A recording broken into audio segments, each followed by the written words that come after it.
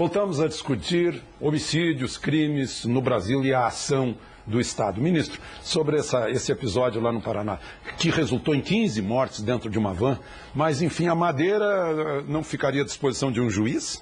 Olha, nós temos que analisar o caso e ver os fatos. No caso da droga, é natural que se apreenda, é uma droga ilícita. No caso da Madeira, se ela tiver origem lícita, então tem que verificar como é que fica a situação. Quer dizer, óbvio... O que não pode é alguém lá, índio ou não índio, pegar a Madeira e ficar esses com ela. fatos, sempre que acontece uma situação assim, a Corregedoria da Polícia Rodoviária Federal examina os fatos e manda para verificar se houve ilegalidade de ação ou não, e aí se toma punição ou elogio, no caso que deve ser elogiado. Agora, é muito frequente, um dos grandes problemas que nós temos, Alexandre, isso é muito importante, você falava do Paraná, mas o problema de fronteiras no Brasil, ele é um problema delicadíssimo. Nós temos 16 mil quilômetros de fronteira terrestre, 8 mil quilômetros de fronteira marítima. E a nossa fronteira terrestre, ela é entrecortada por selva, entrecortada por terras indígenas, regiões de difícil acesso, aglomerados urbanos. Então, se você tem uma fronteira como na Tríplice, a fronteira que nós temos em Foz do Iguaçu, em que na Ponte da Amizade passam 17 mil veículos por dia, e fazer a fiscalização disso, parando carro a carro, implicaria numa interrupção do comércio entre países. Eu tenho, por exemplo, na selva amazônica, traficantes que querem utilizar os indígenas para transportar droga pela selva. Então é um desafio. Nós temos melhorado muito. Alegando que faz parte de rituais religiosos, etc. Olha, você acaba tendo de tudo no país, infelizmente. E, portanto, um dos grandes desafios que nós estamos tentando superar em conjunto com as Forças Armadas, num plano estratégico que nós temos hoje, é exatamente o controle de fronteiras. Porque por ali você tem tráfico de pessoas, tráfico de drogas, tráfico de armas, que alimentam no interior do país a criminalidade. Pois é, alimentam os homicídios. A droga está atrás disso e a arma é que executa. Exatamente. Ministro, a gente examinando esses dados últimos do IBGE, se vê que numa ponta estão Alagoas e Espírito Santo em homicídios, né, em maior número. E na outra ponta estão Santa Catarina e Piauí. O senhor teria uma explicação para isso? Acho que é um problema cultural local, realmente. Então, um problema dizer, de há informação. diferenças no país? Não, há muitas vezes. Esse relatório aponta diferenças de índice de criminalidade, de homicídios, por exemplo, e de elucidação de homicídios. Por exemplo, Rio e São Paulo tem um grau extremamente eficiente de elucidação de homicídios. Já outros estados têm um grau muito inferior, inclusive Alagoas, por exemplo, que tem um índice por população muito alarmante. Faltam peritos, faltam delegados, né, ministro? É exatamente a ação que nós vamos fazer lá agora e vamos estendê-la para outros estados. Dia 26, né? Dia 26, lançamento lá. Agora, um dado triste, em que pese existe essa oscilação grande de número de dados de violência nos países, estados mais violentos e outros menos violentos, no Brasil, nenhum estado está adequado aos padrões internacionais. O correto dentro dos padrões internacionais seria ter menos, a cada 100 mil habitantes, menos que 10 homicídios. Aliás, no país, nenhum estado com essa característica. Se o ministro da Justiça me permite, Zé Eduardo Cardoso, o relatório é um relatório público, é um relatório que traz à luz uma verdade extremamente alarmante para o Brasil. O Brasil tem o maior índice de criminalidade do mundo. E comparado menos. Dá 150 maior, por dia hoje. Maior, era menos. Mas...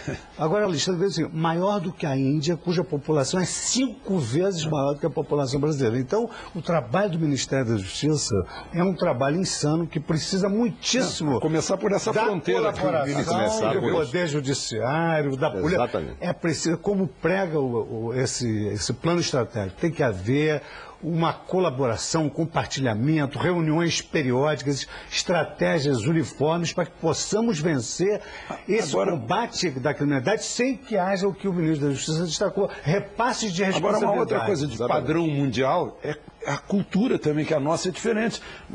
A Constituição diz que é a responsabilidade também do cidadão, não é apenas do Estado, a segurança pública. É verdade. E, no entanto, o cidadão muitas vezes tem o policial como o inimigo e é solidário. A gente vê nas estradas o sujeito piscando o farol para avisar, olha, tem Polícia Federal aí, ou seja, eu sou cúmplice, é do infrator, e não da lei. E as redes de informática que avisam de ter um bafômetro? Lá no Rio de Janeiro funciona um dado importantíssimo, a maior parte dos homicídios no Brasil acontece com arma de fogo, disparado. E por isso que alguns países da América... E com gente conhecida e próxima. Próxima, em casa, com armas caseiras. O que é importante ter claro também é o seguinte, os países da América do Sul, o Brasil, a Argentina e outros, estão fazendo a campanha do desarmamento, onde o Estado compra a arma, exatamente para recolher a arma, tentando demonstrar que são raríssimas as hipóteses em que alguém tentando se defender tem êxito com a arma. Na maior parte das vezes, a senhora, tirando aquele caso excepcional, é tão excepcional que ganhou notoriedade, né, as pessoas não conseguem se defender com a arma. Todos os especialistas dizem que a arma não é instrumento de defesa, é instrumento de ataque e até recomendam, não pegue a arma no assalto, porque senão aí você pode sair pior. Ora, quando nós desenvolvemos a campanha de desarmamento, por exemplo, no ano passado nós recolhemos 30 mil armas, né, e nos anos anteriores ainda quantidades maiores, você acaba tendo em regiões onde você tem uma forte recolha, uma queda de homicídios. E chega a ser tão curioso, Alexandre, porque como nós garantimos nessa campanha que estamos fazendo agora o anonimato, quer dizer, a pessoa entrega a arma sem dizer que entrega, sem dar o seu nome, exatamente para evitar que ela seja acusada de algum crime, pela primeira vez nós arrecadamos, ministro Fux, armamento pesado. Nós arrecadamos fuzis da campanha de desarmamento, submetralhadoras. Então, se nós conseguirmos enraizar, nesse ponto até tem sido muito boa a postura da CBF, né? Que a Seleção Brasileira tem entrado com a faixa pela campanha do desarmamento.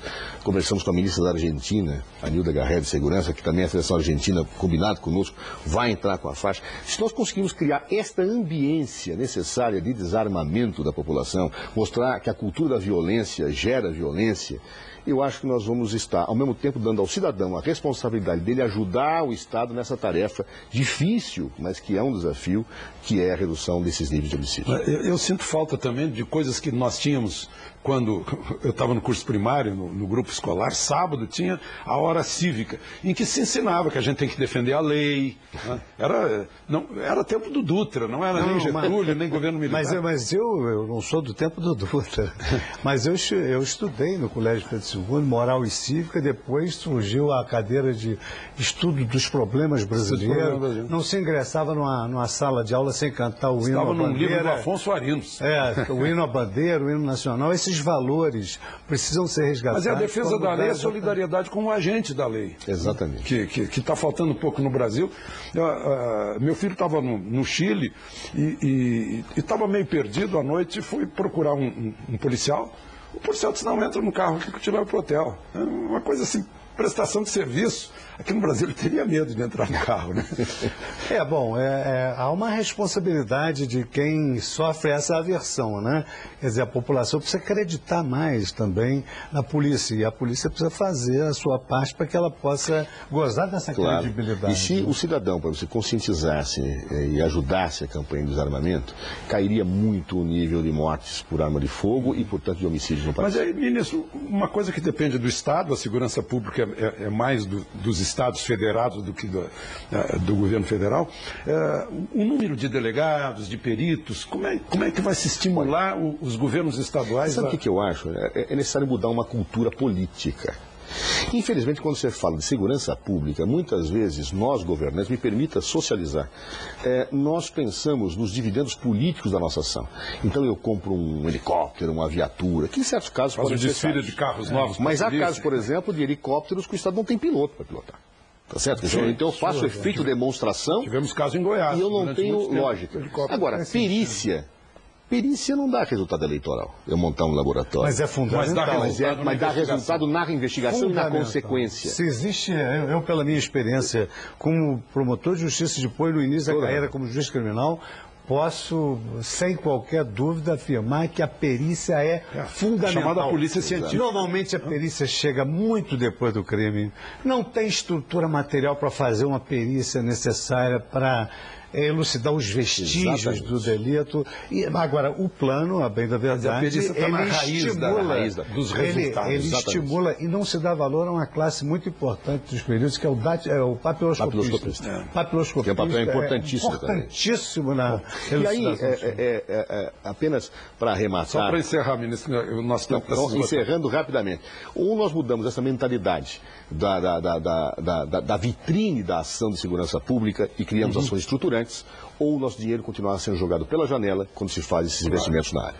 Muito obrigado, ministro Cardoso, muito obrigado, ministro Fux. Eu diria uma palavra final que seria a seguinte: as autoridades públicas têm que parar de repartir culpas, serem solidárias, como a Constituição promete, a criação... Assumir as responsabilidades. A criação de um Estado justo, uma sociedade com a erradicação da marginalidade e o bem do povo. Muito bem, assine embaixo. É uma questão de vida que está em jogo. Muito obrigado, ministro Fux, muito obrigado, ministro Cardoso.